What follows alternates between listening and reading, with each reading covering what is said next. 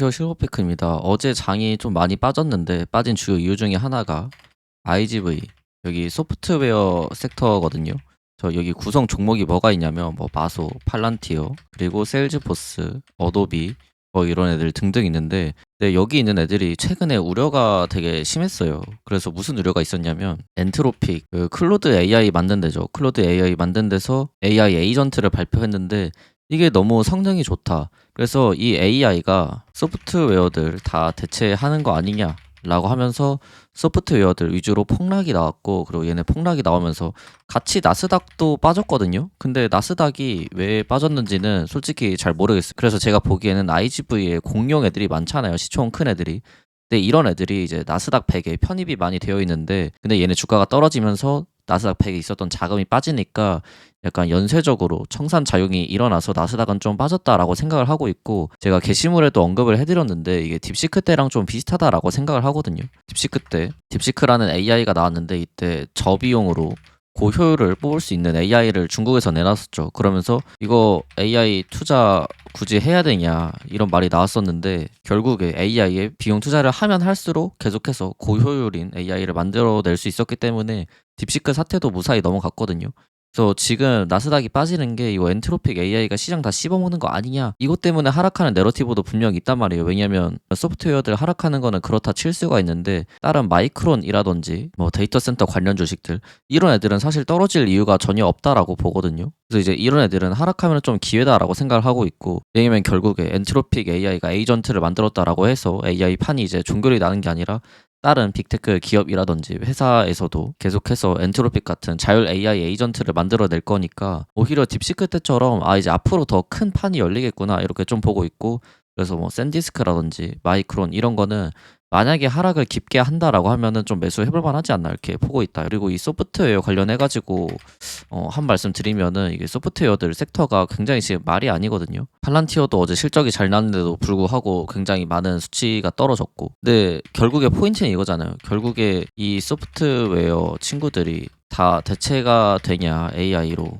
이제 이게 논점이 될 것 같은데, 결국에 소프트웨어 기업들도 살기 위해서 AI 에이전트를 계속 내놓고 있거든요. 세일즈포스만 해도 세일즈포스에서 자체적으로 AI를 출시하고 있기도 하고, 그래서 이게 소프트웨어들이 AI를 접목을 한다 이런 느낌으로 봐야지, 소프트웨어 기업들이 AI한테 먹힌다 이거는 아직까지는 잘 모르겠습니다. 그리고 AI 에이전트 플러그인 다운받아서 지금 사용하는 것 같은데, 근데 AI 에이전트가 사용을 대체할 만큼 소프트웨어 기업들의 그 복잡성이나 다양한 데이터를 처리하는 방식이나 이런 거를 따라잡기에는 좀 아직 멀지 않았나 이렇게 생각을 하고 있어요. 네, 그래서 이 IGV 보면은 지금 굉장히 RSI가 과매도 영역에 가 있고, 보시면은 28.5에 와 있거든요. 근데 지금 제외하고 30 밑으로 떨어진 게 뭐 이때 한 번 있었고, 이때 근처까지 갔었고, 뭐 이때란 말이에요. 이거 주봉상 RSI란 말이에요. 여기 2011년, 뭐 2016년, 그리고 2020년 코로나 때, 그리고 2022년 하락장 때, 이럴 때 RSI 30 주봉 미만에서 달성을 한 적이 있고, 네, 그때 매수를 했으면은 결국에 1, 2년 넘게 봤을 때는 다 이득을 보기는 했거든요. 수익으로 전환이 되기도 했고, 그리고 앞서 말씀드렸다시피 이게 쉽게 전환될 거라고는 생각을 하고 있지 않기 때문에 좀 주요 지지에서 매수를 받는 거는 어디까지나 좀 유효하다라고 말씀드릴 수 있을 것 같고, 뭐 아무튼 그렇습니다. 근데 결국에 이 내러티브가 바뀔 거면은 뭔가를 보여주긴 해야 되거든요. 세일즈포스나 어도비가 지금 이 섹터의 대장이잖아요. 뭐 마소랑 팔란티어도 있긴 하지만, 근데 정통 소프트웨어 기업들은 그 친구들이니까, 오라클도 마찬가지고, 그 친구들이 뭔가를 보여주는 시기가 오면은 그때부터 시원하게 반등을 할 수 있을 거다라고 보고 있고, 지금은 저가 매수를 하는 게 막 그렇게 나쁘다 이거는 아닌데, 저가 매수를 한다고 한들 주가가 바로 튀어나갈지는 잘 모르겠다. 근데 결국에 장기적으로 본다라고 하면은 소프트웨어 기업들도 AI를 접목시킬 거기 때문에 그런 면에서 좀 해자가 있지 않을까라고 보고 있다. 이 정도 코멘트 남겨드릴 수 있을 것 같습니다. 그리고 그 다음에 이제 QQQ 관련해서 말씀을 드리면은, 어제 빅스 이거 10% 올랐기 때문에 오늘 내일 이 거래일 동안 주식시장이 양전 마감할 확률이 80%가 있다 이렇게 봐주시면 될 것 같고, 그것과 더해서 QQQ 어제 1시그마 하단을 찍었거든요. 그래서 이번 주 저점은 대략 610 정도로 이미 나온 게 아닌가라고 보고 있고, 여기서 추가적으로 뭔가 더 하락을 한다 하는 거는 아직까지는 잘 모르겠다. 네, 그러면 오늘도 일단은 골드, 실버, 구리 먼저 브리핑 해드리고 영상 개별주로 넘어가 보도록 하겠습니다. 먼저 골드 보시면은 이거 4시간봉 상에서 봤을 때 제가 중요하다라고 말씀드렸던 라인이 여기였거든요. 그래서 여기 넘기면은 좀 손익비 트레이딩 해볼 만하다라는 말씀을 드렸는데, 이거를 일봉에서 보더라도 아주 예쁘게 여기서 몸통으로 돌파하고 지지 확인하고 이렇게 올리고 있기 때문에 골드는 지금 이 꼬리까지 먹으러 갈 수 있겠다라는 생각을 하고 있고, 아무튼 간에 4시간봉 상에서 다시 본다라고 하면은 여기서 셋업을 하고 이렇게 올라가고 있는 거고, 여기 5063 골드 선물 기준으로 5063 여기 4시간봉 안착이 되면은 모든 이평을 다 째끼는 거기 때문에 그냥 이렇게 V자 반등을 할 수 있는 확률이 어느 정도 있다, 이렇게 보고 있다. 그 다음에 실버도 말씀드리면은, 실버도 어제 제가 말씀드렸던 라인, 여기 라인이거든요. 이거를 일봉으로 보면은, 자, 어제 피레치 한번 꽂았고 여기서 리젝이 된 다음에 오늘 몸통으로 다시 올리고 있거든요.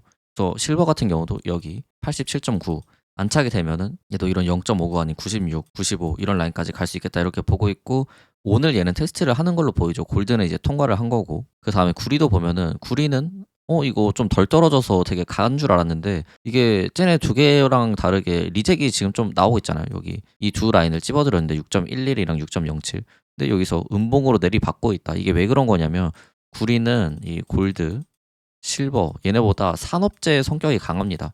그래서 얘네들은 좀 나스닥이랑 같이 가는 경향이 있는데, 어제 나스닥이 좀 안 좋았으니까, 왜냐면 나스닥이 데이터 센터, AI 이런 애들 다 많이 떨어졌잖아요. 그래서 그것 때문에 좀 하락이 있지 않았나라고 생각을 하고 있고, 오늘 QQQ가 반등을 잘 하면은 코퍼 같은 경우도 오늘 뭐 이렇게 양봉이 나올 수 있다, 이렇게 보고 있고, 이런 봉이 나오면 얘도 이 윗꼬리까지 잡아먹으러 갈 수 있다는 거 좀 참고해 주셨으면 좋겠습니다.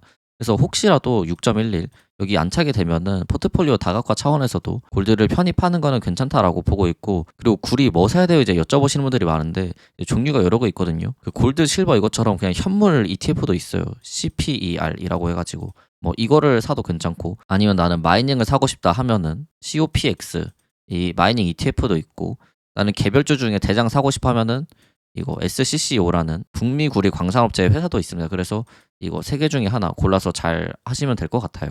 구리는 이렇게 말씀드릴 수 있을 것 같고, 그리고 오일 말씀드리면은, 자, 오일이 어제 200일선에서 봉이 잠겼기 때문에 하루 1일 컨펌을 더 봐야 된다, 이런 말씀을 드렸는데, 어제 여기서 다시 봉으로 올라가준 모습이고, 그래서 일단은 상승 추세로 아직 들어와 있고, 하락 추세, 제가 계속 말씀을 드리는 이 박스 안에 다시 들어온 게 아니기 때문에 상승 추세를 조금 더 유지할 수 있어 보인다, 오일 같은 경우는. 그리고 달러를 확인을 해보면은 달러가 지금 조금씩 이렇게 하락을 하려고 하고 있거든요. 달러가 떨어지면은, 최근에 원자재가 굉장히 강세인데, 근데 결국에 오일 그리고 코퍼 이런 것들 다 원자재란 말이에요. 그래서 포트폴리오에 달러 하락을 대비해서 원자재들 들어놓는 것도 나쁘지 않다라고 생각을 하고 있고, 나는 좀 인플레 해지를 원한다, 달러가 이렇게 올랐을 때 같이 올라가는 자산도 들고 가고 싶다 하면은 골드나 실버 이제 이런 거 위주로 보시면 될 것 같다. 그 다음에 미국 10년물 금리도 보면은 지금 어느 정도 이게 200일선 위에서 이렇게 비비고 있기 때문에 셋업 중이다라고 말씀을 드릴 수 있을 것 같은데, 결국에 이 윗꼬리 여기가 가격이 4.3 정도 되거든요. 그래서 4.3을 돌파하면은 증시가 좀 많이 안 좋아질 수가 있는데, 다행히 여기서 계속해서 리젝이 나오고 있고, 이 셋업이 붕괴되길 우리는 바라야 됩니다. 셋업이 붕괴되고 달러가 빠지는 게 아무래도 좋죠. 근데 지금은 이 10년물 금리가 셋업을 하고 있는 모양이고, 이 달러 아까 앞서 보여드렸다시피 여기서 단기적으로 떨어지는 모양이기는 하지만, 이런 주요 라인 96.5 여기 위에 다시 올라와 있기 때문에 다시 어느 정도 상승을 할 수 있거든요. 크게 보면, 그러니까 단기적으로 하락하는 거는 맞아도. 그렇기 때문에 증시가, 제가 어제도 말씀드렸던 것 같은데, 이게 반등이 나와도 약간 불안하다, 이런 말씀을 드렸거든요. 그래서 이런 이유 때문에 좀 불안하다라는 말씀을 드리는 거고, 그럼 도대체 언제 안 불안해 할 거냐, 이제 이런 것도 많이 물어보시는데, 언제 안 불안해 할 것 같냐면, 이 달러가 96.5 밑에 완전히 잠기고, 그리고 10년물 금리 이것도 이런 셋업이 완전히 붕괴돼가지고 이 빨간색 추세선 밑에 잠기면은, 그때는 그냥 마음 놓고 롱, 레버리지 이런 거 할 것 같고, 그거 아니면은 지금은 그냥 사팔사팔 하면서 좀 잘 대응해야 되는 단계가 아닌가 보고 있습니다. 그리고 또 주의를 하는 게 좋지 않겠냐라고 말씀드리는 이유 중에 하나가 빅스인데, 빅스가 보시면은 이렇게 올라가면서 약간 라이징 웨지를 그리고 있었는데, 이 라이징 웨지가 이렇게 봉이 나오면서 폐기가 됐거든요. 그래서 지금 계속해서 조금씩 올라가고 있고, 이런 이평선 위에도 다 안착을 하고 있어서 이게 언제가 될지는 모르겠는데 한번 이런 봉이 나올 것 같거든요. 뭐 20에서 30 사이에. 그래서 이것 때문에 빅스도 뭔가 불안한 레벨이 계속해서 있어서, 그리고 여기 16.8 이런 라인 밑에 계속 내려오지도 않고 있고, 그래서 이런 것 때문에 지지에서 매수를 하는 건 좋다 이거예요. QQQ 이런 애들. 그리고 뭐 대장주들. 근데 지지에서 매수를 한다라고 한들 이거를 계속 오랫동안 들고 가도 괜찮냐 하면은 그거는 잘 모르겠다 이거예요. 왜냐면 빅스랑 신용물 금리랑 달러 이런 거를 봤을 때 얘네들이 뭔가 발작을 일으킬 여지가 다들 하나씩은 남아져 있기 때문에, 그래서 제가 계속 강조를 드리다시피 지금 포트폴리오 다각화가 굉장히 중요하고, 여기랑 더해서 해지를 어느 정도 해놓는 거, 그리고 캐시 비중 어느 정도 유지를 시켜놓는 거 30% 이상씩, 이런 게 올해 장에서는 좀 중요할 것 같고, 올해 장도 뭐 상승으로 가기는 하겠죠. 상승으로 가긴 할 건데, 왜냐면 약달러 기조니까. 그리고 트럼프도 금리 인하를 원하고. 근데 그 사이사이에 굉장히 그 들쑥날쑥한 차피함은 어느 정도 있을 거다라고 보고 있습니다. 네, 그럼 이제 개별주로 넘어가서 먼저 세일즈포스 보도록 하겠습니다. 일단 세일즈포스 같은 경우에 이 하락 추세 있잖아요. 이 하락 추세에서 리젝이 2번 나와서 이거는 하락 추세로 좀 넘어갈 확률이 있다. 그렇기 때문에 이 226 라인을 깨게 되면은 이게 ABC로 떨어지는 거를 생각을 해볼 수가 있고, 그래서 230이랑 226에서 매도를 진행을 해서 저는 이제 다 나왔다라고 그때 영상이랑 게시물에서 다 말씀을 드렸었는데, 이거를 모르고 계신 분들이 좀 있는 것 같더라고요. 그래서 그런 분들은 어떻게 해야 되냐, 일단은 194 1대1 구간 여기 왔으니까 여기서 물을 타는 건 괜찮은데, 근데 만약에 여기 밑으로 빼면은 이거는 나갈 수밖에 없어요. 근데 이게 나가기도 사실 좀 부담스럽긴 하거든요. 왜냐면 이게 RSI가 제 일봉상에서 19.5인데 이거를 지금 나가라고? RSI가 19인데 20 언더인데. 그래서 이게 지금 되게 머리 아픈 상황이고, 세일즈포스 같은 경우는. 그리고 이게 하락 다이버가 걸려 있는 것도 없잖아요. 지금 주가 이렇게 빼는데 매도는 이렇게 늘고 있으니까. 그래서 결국에 차트 보면서 대응하는 수밖에 없을 것 같고, 일단 194 여기 깨지 않는 선에서 물 타는 거 괜찮아 보인다. 근데 여기 깨면은 나와야 된다. 그래서 이 정도 말씀 드릴 수 있을 것 같습니다. 그래서 원래 달봉상에서 시나리오를 제가 어떻게 짜드렸었냐면, 이거 음봉 잡아먹는 양봉이 계속해서 나오고 있기 때문에 괜찮다라고 봤던 거고, 그래서 여기서 셋업이 어느 정도 이루어져 있으니까 이런 양봉을 기대를 했었는데, 이런 양봉이 이제 안 나왔었잖아요. 그래서 결국에 베어리시 앵글핑이 완성이 되어서 떨어지는 거다라고 보고 있고, 월봉상에서 봤을 때 이 121선 지지 여기까지도 갈 수 있어 보입니다. 근데 이게 결국에 펀더멘탈이 뭐가 나빠졌냐 하면은 그런 거는 진짜 절대 아니거든요. 인베스팅닷컴 들어가서 프로 리서치 이거를 확인을 해보면은, 자, EPS 보시면은 2023년 4월에 바닥을 찍고 계속해서 올라가고 있고, 그리고 레베뉴 보시면은 계속해서 증가를 하고 있고, 근데 이 주식 가격, 이 프라이스는 계속해서 보합하거나 하락을 하고 있단 말이에요. 근데 이게 사실 EPS랑 레베뉴가 계속해서 올라가는데 주가가 이렇게 빠지는 게 말이 안 되는 일이긴 하거든요. 그래서 한 번쯤은 다들 뭐 200 초반 뭐 이런 데 주우신 분들까지 다 살려줄 거다라고 보고 있기는 한데, 그 과정이 좀 고통스러울 수는 있겠다. 왜냐면 뭔가 하나 내놔야 그때부터 재평가가 시작이 되니까 그 전까지는 좀 지지부진할 수 있다는 거 좀 알아주셨으면 좋겠고, 아무튼 간에 세일즈포스는 그렇다. 그 다음에 이제 넷플릭스도 보면은, 넷플릭스는 제가 80이 중요하다라는 말씀을 되게 많이 드렸는데 지금 80에서 비비고 있고, 이거를 다시 ABC를 찍어서 이렇게 보면은 79.1이 1대1 구간이 나오거든요. 그러니까 소파동으로 봤을 때. 그래서 79.1까지는 뺄 수 있어 보이는데, 근데 얘는 세일즈포스랑은 다르게 여기 이렇게 상승 다이버스가 걸려 있기 때문에 얘는 반등이 나올 거면은 좀 빨리 나올 수 있고, 세일즈포스보다는 어느 정도 저점의 역할을 좀 하고 있다라고 보거든요. 이 주봉상에서 봤을 때도 지금 RSI가 30 미만에 가 있는데, 30 미만에 마지막으로 가 있을 때가 언제였는고 하고 보면은 이제 이때 지금이 세 번째고, 이때 RSI 30에 2011년 11월에 간 이후에 다음 고점까지 거의 뭐 몇백 배가 올랐고, 그리고 2022년에도 5월 달에 RSI 30을 찍었는데 여기서도 30 찍은 이후에 고점까지 7배 정도가 올랐거든요.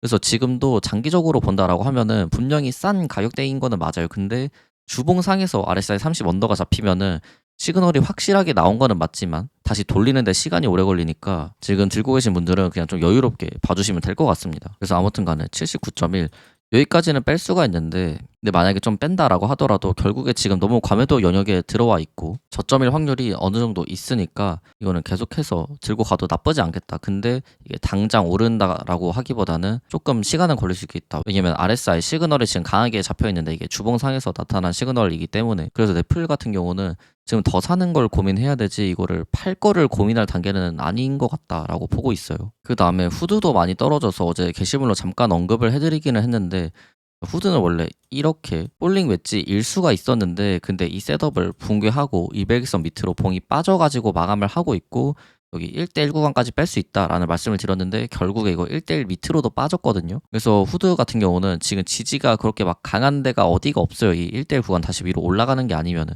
그리고 극단적인 경우까지는 여기 63까지도 뺄 수가 있고, 네, 63 보시면은 여기 고점 매물 때랑 겹치는 자리거든요. 그래서 후드 같은 경우는 지금 얘도 다이버스 같은 게 하나도 없잖아요. 그래서 이렇게 이런 식으로 떨어지면서 이렇게 다이버런스가 걸려서 이렇게 올라가는 거를 생각을 해볼 수가 있고, 이게 후드 같은 애들 있잖아요. 지금 뭐 약세인 친구들, 걔네들 보면은 진짜 요즘 약세인 애들 보면 별별 이유를 다 갖다 붙여가지고 하락을 시키거든요. 후드가 원래 절대 비트랑 같이 가는 비트 관련주 포지션이 아니었는데 요즘엔 하락을 이유 없이 하고 거기다 비트 때문이다 이렇게 이유를 갖다 붙이고 있는데, 아무튼 간에 그것 때문에 비트가 반등을 어느 정도 해야지 후드도 좋은 시간이 올 거다라고 보고 있고, 근데 아직까지는 잘 모르겠다. 왜냐면 92 밑에 봉이 잠겼기 때문에 어디서 반등이 나올지 몰라요, 이 사이에서. 그래서 후드는 이게 과매도라고 해서 쉽게 건드는 것보다는 일단은 좀 캔들 안정화가 될 때까지 기다리는 게 낫지 않나 이런 생각을 하고 있고, 그리고 테슬라 말씀드리면은 이렇게 폴링 웨지다 해도 마찬가지로, 근데 이 폴링 웨지 지키는 기준이 여기 1차 그리고 여기 2차 이렇게 말씀드렸는데, 1차를 414에서 413으로 잡아드렸고 여기서 어제 반등이 잘 나왔거든요. 그래서 테슬라 같은 경우는 일단 계속해서 이 셋업이 진행 중이다라고 볼 수 있을 것 같고, 여기서 사실 더 빼도 괜찮아요. 여기 한 405, 406 이런 데까지 더 빼도 괜찮고, 이 빨간색 추세 이것만 지켜주면은 이거 폴링 웨지 이렇게 가다가 이렇게 올라갈 수가 있고, 이거 타겟 이걸로 여기 갭까지 채우는 거 이거는 여전히 유효하다. 그리고 XAI 이거랑 스페이스 X 이거랑 이번에 합병이 됐는데 이게 테슬라에 어떤 영향이 갈까요? 이런 것도 많이 여쭤봐 주셨거든요. 근데 이제 영향이 가는데 안 좋은 방향으로 가죠. 왜냐면 테슬라랑 스페이스 X랑 합병을 하는 줄 알고 이제 그 기대감에 살짝 올라간 게 있었는데, 근데 XAI랑 스페이스 X랑 합병을 한다라고 하니까 테슬라는 그 기대감 때문에 올랐던 게 좀 빠지고 있다. 네, 그 다음에 메타 말씀드리면은, 메타는 제가 어닝 전부터 말씀드렸던 시나리오가 이거 이 더블 바텀으로 인한 상승, 이게 이 갭 메꾸는 거랑 타겟이 비슷하기 때문에 742 라인을 정확하게 짚어드렸었고, 742 위에 봉이 안착되면은 얘는 신고가 여기 영역까지 들어갈 수가 있다. 근데 그게 아니면은 700에서 지지가 나오는지 잘 지켜봐야 된다라는 말씀을 드렸는데, 네, 700에서 어제 지지가 무너졌고 지금 하락을 하고 있죠. 그래서 얘는 지금 보이는 게 이 200일선 이렇게 있잖아요. 이거를 밑에서 저항으로 확인을 했는데 지지 확인을 아직 한 번도 못 했거든요. 여기 가격이 680 정도가 됩니다. 682, 네, 682.4.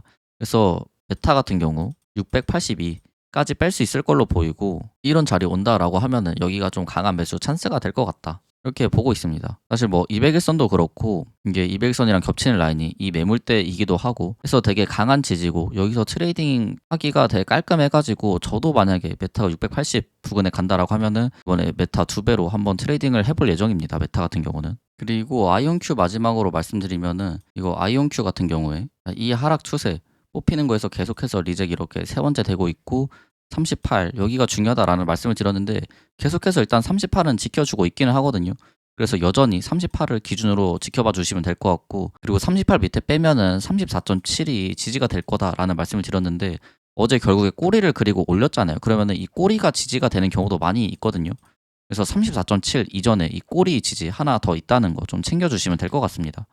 여기도 일단은 표시를 좀 해둘게요. 참고로 이제 제가 방송에서 작도하는 거는 얼티밋 플랜 보시면 제가 공유해드리고 있습니다. 근데 이 아이온큐 같은 경우도 지금 셋업이 뭐 딱히 있거나 이런 건 아니기 때문에 뭐 지지가 나온다 한들 이게 곧장 상승을 할 거다라고 보고 있지는 않아요.